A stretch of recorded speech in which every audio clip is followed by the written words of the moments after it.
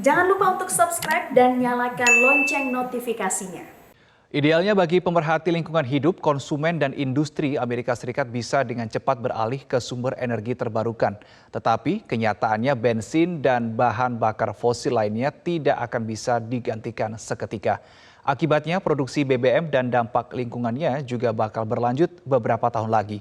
Selengkapnya pemirsa akan dilaporkan tim VOA dari Washington DC.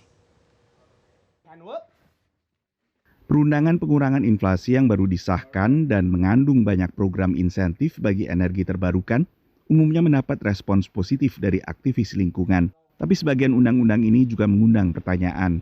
This climate package, this latest climate bill, while it contains a number of amazing and historical and unprecedented measures to enable the United States to confront the climate crisis, a core bargaining chip was a provision that would require the Department of the Interior to lease more lands for oil and gas extraction. So it's a bit at odds with the overall goal of the legislation. It's a bitter pill for sure. I wouldn't call it a poison pill, but it's a bitter pill to swallow.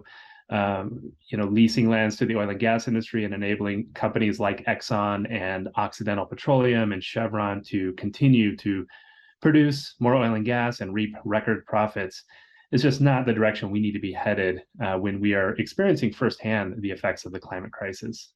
Tapi bagi pengamat industri energi, kompromi seperti ini menunjukkan pendukung energi terbarukan juga memahami realitas pasar energi saat ini.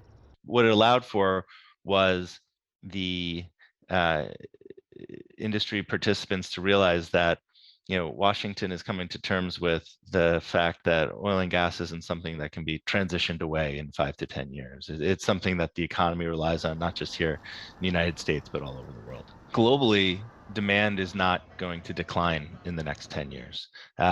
Whether it declines here in the United States or in the EU, is to be determined. But globally, the demand is going to continue to increase. And so, what the bill does here in the United States is it allows the operators to continue to participate in that global market, but it also encourages, cleaner, safer, more secure fuels to be developed here at home. Analis lain mencermati dampak perundangan ini tak akan seketika. Changes to leasing policy now tend to have very delayed impacts on oil and gas production, and that's for that same reason.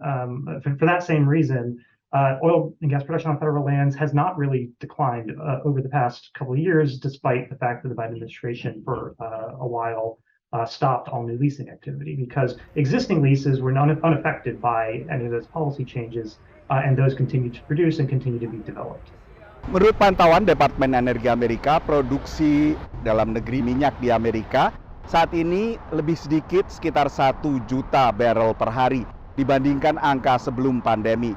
Dan ini ikut meningkatkan harga bensin di dalam negeri, selain tentunya juga faktor-faktor eksternal seperti perang antara Rusia dengan Ukraina. Dari Washington DC, saya Nova Purwadi dan tim VOA.